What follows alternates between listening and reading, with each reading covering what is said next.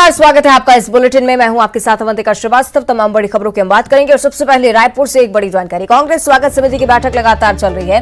बैठक में प्रदेश प्रभारी कुमारी शैलजा मौजूद हैं। पीसीसी अध्यक्ष मोहन मरकाम भी इस बैठक में शामिल हुए हैं। सीएम भूपेश बघेल, राज्यसभा सांसद रंजीत रंजन समेत कांग्रेस स्वागत समिति के सभी सदस्य इस बैठक में शामिल हुए हैं। कांग्रेस के राष्ट्रीय महाधिवेशन की तैयारियों की समीक्षा की जा रही है। इस बैठक में राज्यसभा सांसद रंजीत रंजन ने इसे लेकर कहा है कि राष्ट्रीय महाधिवेशन बेहद महत्वपूर्ण है। कांग्रेस के 600 ग्रुप्स बनाए गए हैं जिसमें अलग अलग विषयों पर चर्चा होनी है।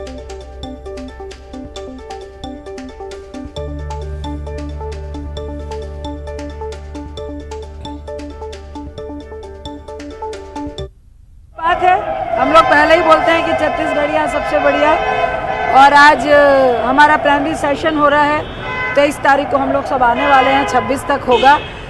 और ये एक बहुत महत्वपूर्ण प्लेनरी सेशन होता है जिसमें CWC का चुनाव होते हैं, AICC के जो मेंबर्स होते हैं वो वोटिंग करते हैं और एक तरह का चिंतन भी होता है। 6 सब ग्रुप बने हैं, डिस्कशन होगा। और ये हम लोगों के लिए गर्व की बात है कि पूरी कांग्रेस एक तरह से वो 4 दिन छत्तीसगढ़ में बिताने वाली है। तो यहाँ पर सुना सांसद रंजीत रंजन को, जिन्होंने AICC की बैठक को लेकर भी जानकारी दी। साथ ही साथ महाधिवेशन को लेकर कई बड़ी बातें उन्होंने कही। स्वागत समिति की फिलहाल बैठक चल रही है। इस बैठक में सीएम भूपेश बघेल, मोहन मरकाम मौजूद हैं। प्रभारी कुमारी शैलजा भी इस बैठक में शिरकत करेंगे। साथ ही सांसद रंजीत रंजन भी इस बैठक में मौजूद हैं।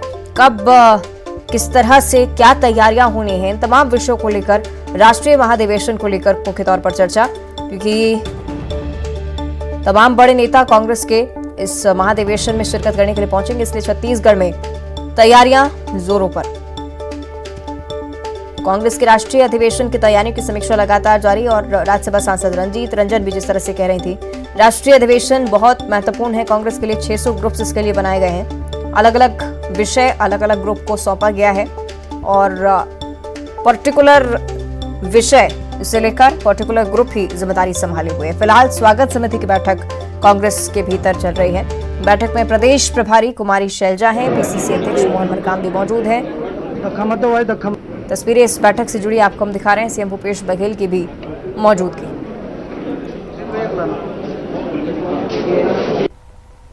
तो देखिए, महाधिवेशन की तैयारियां लगातार छत्तीसगढ़ में जारी। कुमारी शैलजा का भी दौरा लगातार छत्तीसगढ़ में बढ़ रहा है। एक तरफ प्रदेश प्रभारी की भी वो जिम्मेदारी संभाल रही हैं, साथ ही साथ राष्ट्रीय अधिवेशन को लेकर भी लगातार कार्यक्रम स्थल का जायजा ले रही हैं। कार्यक्रम स्थल की भी तस्वीरें आपको दिखा रहे हैं। यहाँ पर भी जोरों शोरों से तैयारियां चल रही हैं। कांग्रेस का महाधिवेशन राजनीतिक दृष्टि से भी बहुत खास, बहुत ज्यादा महत्वपूर्ण। कांग्रेस को किस तरह से देश में सशक्त बनाना है, जमीनी स्तर पर किस तरह से कार्यकर्ताओं से जुड़ना है, इन तमाम मुद्दों को लेकर आगामी लोकसभा चुनाव को लेकर मुख्य तौर पर चर्चा हो सकती है।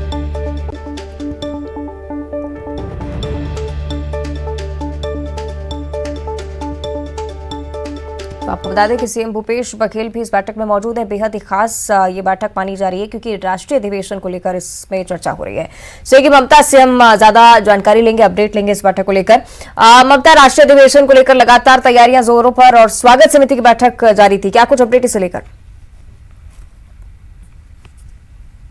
बिल्कुल, देखिए, कांग्रेस का राष्ट्रीय महाधिवेशन होने वाला है 24, 25 और 26 फरवरी को और इसी की तैयारियों को लेकर ये बैठक हो रही है। मुख्य कांग्रेस की प्रदेश प्रभारी कुमारी शैलजा, पीसीसी अध्यक्ष मोहन मरकाम, मुख्यमंत्री भूपेश बघेल के समेत तमाम जो स्वागत समिति के लोग हैं वो इस बैठक में शामिल है और बैठक के भीतर मंथन हो रहा है। कुमारी शैलजा ने अपने भाषण में कहा कि ये जो छत्तीसगढ़ का जो राष्ट्रीय महाधिवेशन, छत्तीसगढ़ में जो राष्ट्रीय महाधिवेशन होना है, उसको उस तरह से करना है कि ये जो है एक पूरे देश भर के लिए एक तरह से नजीर बन जाए। उन्होंने कार्यकर्ताओं और सभी लोगों को कहा है कि किस तरीके से जो है वो इस राष्ट्रीय महाधिवेशन के लिए जुटना है।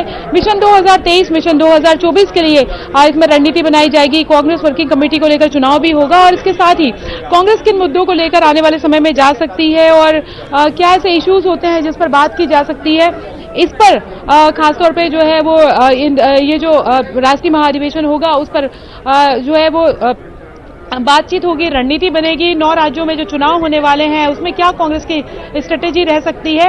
और सबसे बड़ी बात यह है कि पहली बार छत्तीसगढ़ में ये राष्ट्रीय महाधिवेशन हो रहा है, तो जाहिर तौर पे छत्तीसगढ़ कांग्रेस का कहना है कि उनके लिए ये गौरव की बात है। और करीबन 15,000 के करीबन जो लोग हैं वो यहाँ पर जुटेंगे।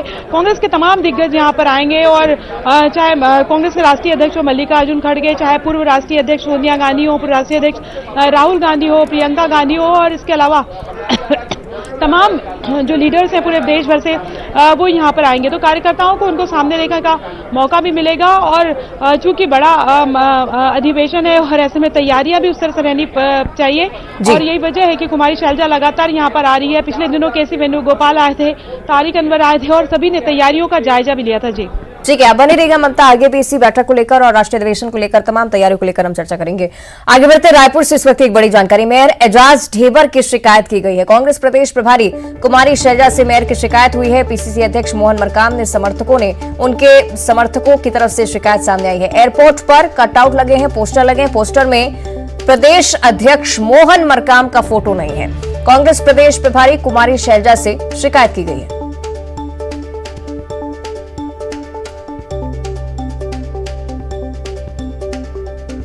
सही ममता हमारे साथ लगातार जुड़ी हुई हैं। जिस तरह से राष्ट्रीय अधिवेशन को लेकर ममता हम तैयारियों की बात कर रहे थे, कहीं ना कहीं कुछ ना कुछ ऐसी चीजें रह जाती हैं जिस पर शिकायतें सामने आती हैं। मुझे लगता है इसी तरह का मुद्दा ये भी। ममता, देखिए, जब भी कोई बड़ा आयोजन होता है या कोई बड़ा लीडर आने वाला होता है तो जाहिर तौर पर जो बाकी जो लीडर्स हैं वो शक्ति प्रदर्शन करने की कोशिश करते हैं, कुछ ऐसा करना चाहते हैं जिससे जो आला कमान है उसकी नज़र में वो और बेहतर साबित हो सके और आ सके। और अभी कांग्रेस के राष्ट्रीय महाधिवेशन को लेकर ये शक्ति प्रदर्शन भी शुरू हो गया है। जगह जगह जो है स्वागत को लेकर होर्डिंग्स लग रहे हैं और ऐसी होर्डिंग्स एयरपोर्ट के आसपास लगी हुई है। और एजाज मेयर ढेबर ने ये होर्डिंग्स लगाई है और जिसमें उन्होंने इस राष्ट्रीय अधिवेशन को लेकर वेलकम तो किया ही है, लेकिन इस पोस्टर में उन्होंने तमाम लोग तो हैं, अपना भी उन्होंने अपना जो उनका पोस्टर है, लेकिन उसमें अगर बात करें तो पीसीसी अध्यक्ष मोहन मरकाम का पोस्टर नहीं है। कुमारी शैलजा जब आज एयरपोर्ट पर पहुंची तो उनको लेने के लिए मोहन मरकाम भी गए हुए थे और समर्थक भी गए हुए थे। और ऐसे में चूंकि बहुत बड़े बड़े कटआउट्स लगे हैं, बड़ी बड़ी होर्डिंग्स लगी हुई है, तो उन लोगों ने देखा और उसके बाद इस बात की शिकायत जो है वो कुमारी शैलजा से की है कि कहीं ना कहीं पीसीसी अध्यक्ष मोहन मरकाम को अवॉइड करने की कोशिश की गई है, चूंकि वो प्रदेश अध्यक्ष हैं और इतना बड़ा राष्ट्रीय महाधिवेशन होने वाला है।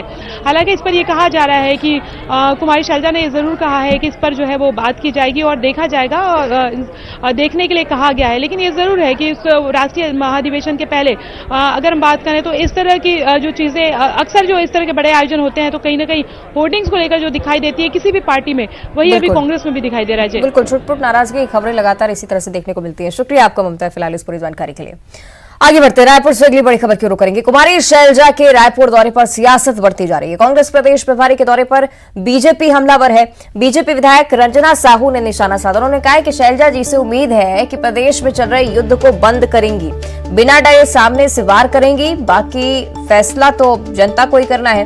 बस्तर में नक्सलियों को आगे कर लड़ाई लड़ने का आरोप उनकी तरफ से लगाया जा रहा है। शैलजा जी, आप छत्तीसगढ़ कांग्रेस की प्रभारी हैं और आपसे उम्मीद है कि छत्तीसगढ़ में चल रहे इस युद्ध को आप बंद करेंगी और बिना डरे आप सामने से वार करेंगी, बाकी फैसला जनता को करना है। प्रदेश के मुखिया माननीय भूपेश बघेल जी पर से जनता का विश्वास उड़ गया है, क्योंकि वो आमने सामने की लड़ाई कर नहीं पा रहे और वो पीछे से लड़ाई लड़ते हैं। आदिवासी बाहुल्य क्षेत्र बस्तर जैसे क्षेत्रों में लड़ाई के लिए वो नक्सलियों को आगे करते हैं। मैदानी क्षेत्रों में हमारे कार्यकर्ताओं को लगातार परेशान किया जा रहा है, उन्हें टॉर्चर किया जा रहा है और अपने अधिकारियों को आगे करते हुए लगातार हमारे कार्यकर्ताओं को जिला बदर करने की कार्यवाही पर अनुशंसा कर रहे हैं। आपने तो जब प्रदेश में कदम रखा तभी आपने माननीय मुख्यमंत्री का जो मायावी युद्ध है वो आपने देख लिया है। और अब रायपुर से इस वक्त की एक और बड़ी जानकारी। बीजेपी प्रदेश अध्यक्ष अरुण साव का बड़ा बयान सामने आया है। नक्सली हिंसा पर अध्यक्ष अरुण साव का ये बयान। राज्य में कानून व्यवस्था की स्थिति बेहद खराब है, कानून व्यवस्था पर राज्य सरकार का नियंत्रण नहीं है।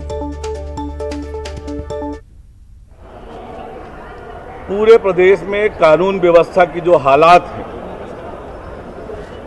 ये बस्तर की जो घटनाएं हैं उस बात को दर्शाता है कि राज्य में कानून व्यवस्था की स्थिति पूरी तरह से खराब है और राज्य सरकार का नियंत्रण कानून व्यवस्था की स्थिति पर नहीं है।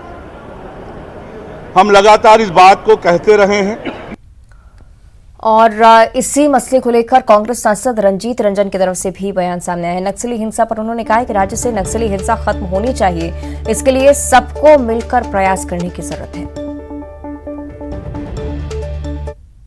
की बात है, हम लोग पहले ही बोलते हैं कि छत्तीसगढ़ियाँ सबसे बढ़िया, और आज हमारा प्राइमरी सेशन हो रहा है।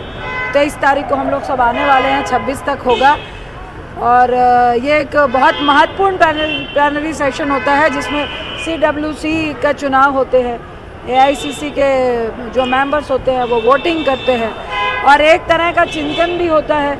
6 सब ग्रुप बने हैं, डिस्कशन होगा, और ये हम लोगों के लिए गर्व की बात है कि पूरी कांग्रेस एक तरह से वो 4 दिन छत्तीसगढ़ में बिताने वाली है। लेकिन अगर आप बीजेपी के भी जो उनके होम मिनिस्टर साहब हैं और उनके मिनिस्टर्स हैं, उनकी भी यही मंशा है कि यहाँ से नक्सलिज्म खत्म होना चाहिए, और उसके लिए सब। और रायपुर से एक और बड़ी जानकारी, बीजेपी अल्पसंख्यक मोर्चा ने आभार व्यक्त किया है। हज यात्रा में सुविधा बढ़ाने पर पीएम का आभार जताया गया। प्रदेश बीजेपी अल्पसंख्यक मोर्चा पोस्टकार्ड भेजेगा। पीएम मोदी का आभार जताने के लिए पोस्टकार्ड भेजा जाना है। केंद्रीय बजट में हज यात्रा को लेकर सुविधा बढ़ाई गई है और इसी के लिए ये खुशी जाहिर की जा रही है। बिना किसी शुल्क के अब हज यात्रा के आवेदन दिए जा रहे हैं।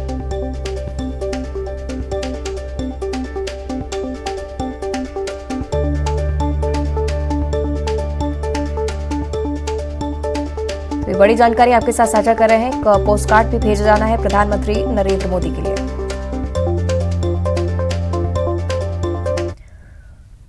और सीधी तस्वीरें आपको बैरसिया से दिखाएंगे। औद्योगिक पार्क का भूमि पूजन करते हुए सीएम शिवराज सिंह चौहान वहां पर मौजूद हैं। महीना बहू के खाते में 1000 रुपया आ रहे हैं तो बहू को जरा रोटी चुपड़ के दो, घी लगाओ, हर महीना तो पैसा आ रहे हैं। बताओ सही बात है कि नहीं? अरे बात करने आया हूं, सही बात है कि नहीं? और बहू भी सोचेगी कि माँ का भी तो 1000 रुपया आ रहा है तो माँ के पांव भी दबाओ कभी कभी।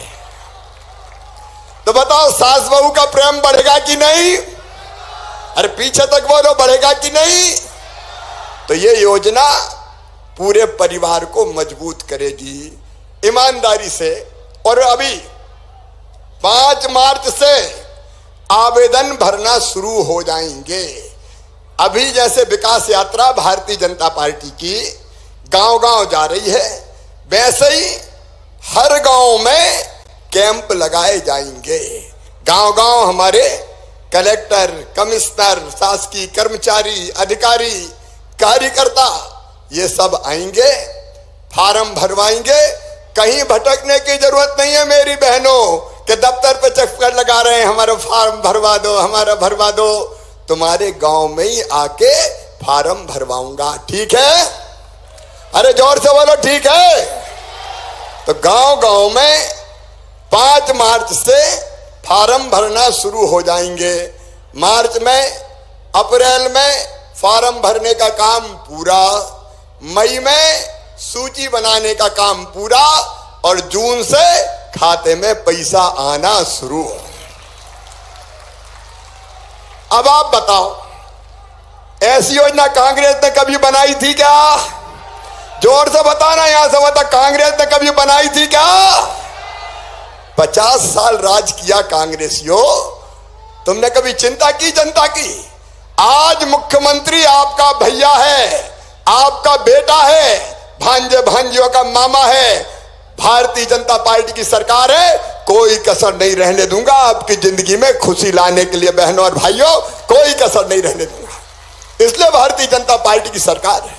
हम विकास यात्रा निकाल रहे हैं तो कमलनाथ मजाक उड़ा रहे हैं, विकास यात्रा।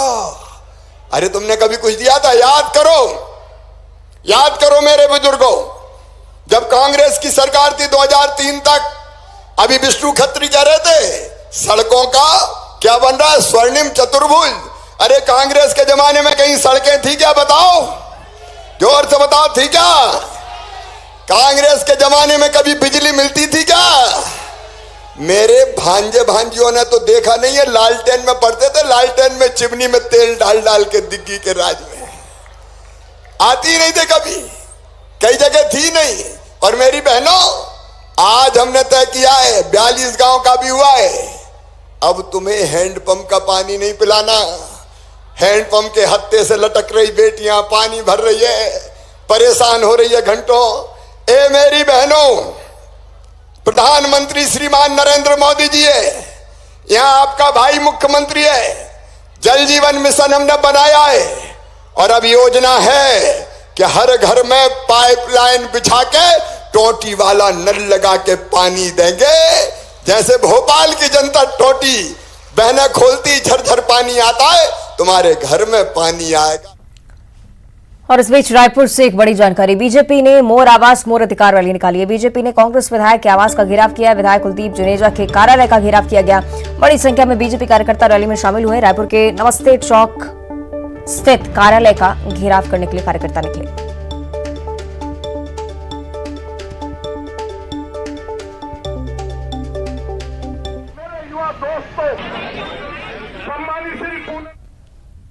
आगे बढ़ते हैं, दुर्ग से बड़ी खबर सामने आ रही है। भिलाई स्टील प्लांट में बड़ा हादसा हुआ है। कपलिंग मशीन में फंसा मजदूर का पैर और घायल मजदूर को अस्पताल में फौरन भर्ती करवाया गया। सूचना पर प्लांट के बड़े अधिकारी भी यहां पर पहुंचे। मजदूर विनय मौर्य मेंटेनेंस का काम कर रहा था और उसी दौरान ये बड़ा हादसा हुआ है। काम के दौरान मोटर कपलिंग में मजदूर का पैर फंस गया। परिजनों ने प्रबंधन पर लापरवाही का आरोप लगाया है।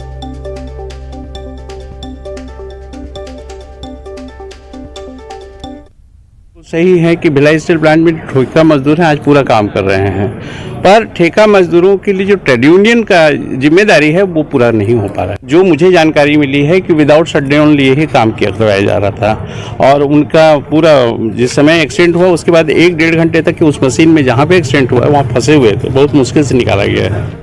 चलिए, ज्यादा चर्चा के लिए सहयोगी मिथिलेश हमारे साथ जुड़ चुके हैं। मिथिलेश, भिलाई स्टील प्लांट से अक्सर इस तरह की घटनाएं सामने आ रही हैं और मुझे लगता है इसीलिए लापरवाही का आरोप लगाया जा रहा है। फिलहाल क्या जानकारी इस पूरे हादसे पर? निश्चित रूप से लगातार एक के बाद एक भिलाई स्टील प्लांट में हादसे हो रहे हैं। आज यही हादसा एक बार फिर हुआ है। रेल मिल में यह हादसा हुआ है जब एक मजदूर का पैर कपलिंग मशीन में फंस गया और वो पूरा संपूर्ण जो क्षेत्र है वो चीख पुकार से मच गया।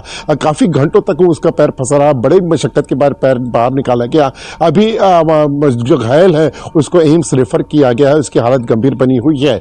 इस पूरे मामले में जो प्रबंधन पर जो है परिजन वो लापरवाही का आरोप लगा रहे हैं, क्योंकि इनका ये कहना है कि शटडाउन लेकर ये मेंटेनेंस का काम किया जाना था, लेकिन शटडाउन नहीं लिया गया और उसको वैसे ही काम पर भेज दिया गया। तो इस तरह से लापरवाही का फिर से आरोप लगा है। परिजनों को यह कहना है कि लगातार जो प्रबंधन का जो ध्यान है वो उत्पादन पर है, प्रोडक्शन पर है, लेकिन मजदूरों की चिंता नहीं की जाती है। वह यूनियन भी इसी तरह के आरोप लगा रही है कि प्रबंधन जो है वो सिर्फ उत्पादन पर ही ध्यान दे रहा है और जो मजदूर हैं उन पर ध्यान नहीं दिया जाता। यही वजह है कि लगातार हादसे पे हादसे घटित हो रहे हैं। ये बात बिल्कुल सही मानी जा सकती है कि जब से इस्पात संयंत्र का निर्माण हुआ है, करीब 55,000 एक समय में वर्कर हुआ करते थे, वो घटकर आज नियमित वर्कर जो है वो 13 से 14,000 हो गए हैं। बाकी जो काम किया जा रहा है वो ठेका श्रमिकों के माध्यम से ही काम करवाया जाता है, जिनको प्रशिक्षण व्यापक रूप से नहीं दिया जाता। ठीक से प्रशिक्षण नहीं देने के कारण आए दिन इस तरह की घटनाएं देखने मिल रही है। तो प्रबंधन को इस ओर जरूर ध्यान देना होगा, अन्यथा इस तरह की घटनाओं को रोक पाना बेहद मुश्किल होगा।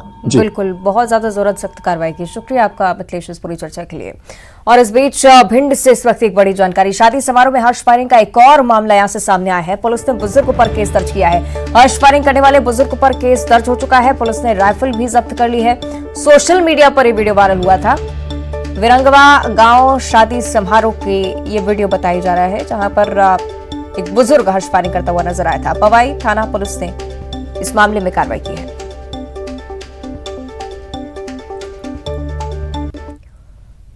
और अब कवर्धा से बड़ी खबर है। शक्कर फैक्ट्री में हादसा हुआ है। हादसे में नाबालिग लड़के की मौत हो चुकी है। काम करते समय पूरा हादसा हुआ। मौके पर पुलिस की जांच टीम भी पहुंची। यहां पर इस घटना की जांच अब की जा रही है। पिपरिया के चरडोंगरी की ये पूरी घटना है।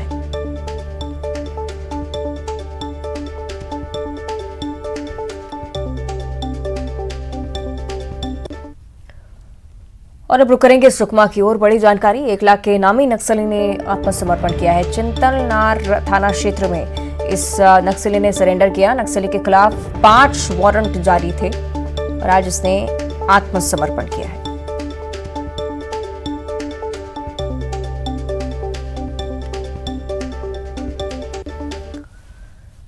आगे बढ़ते हैं और अब बात करेंगे महासमुंद की, जहां सहायक शिक्षकों का आंदोलन लगातार जारी है। चरणबद्ध तरीके से आंदोलन हो रहा है। आज महासमुंद में सहायक शिक्षक जुटे हुए हैं। वेतन विसंगति दूर करने की मांग है। लगातार अलग अलग जगहों पर अलग अलग जिलों में आंदोलन चल रहा है। हर जिले में अलग अलग दिन धरना दिया जाता है और इस बार महासमुंद में सहायक शिक्षक जुटे और धरना प्रदर्शन किया। ये लड़ाई सिर्फ और सिर्फ हमारी लड़ाई है। आज सिर्फ हम लोगों को तस्वीरें आप देख रहे हैं इस प्रदर्शन से जुड़ी हुई। महासमुंद में आज सहायक शिक्षक जुटे और यहां वेतन विसंगति दूर करने की मांग को लेकर धरना प्रदर्शन किया गया। पूरे ही राज्य में अलग अलग जिलों में अलग अलग दिन धरना दिया जाता है। सहायक शिक्षक यहां पर मौजूद रहते हैं और वेतन विसंगति दूर करने की मांग उठाते हैं।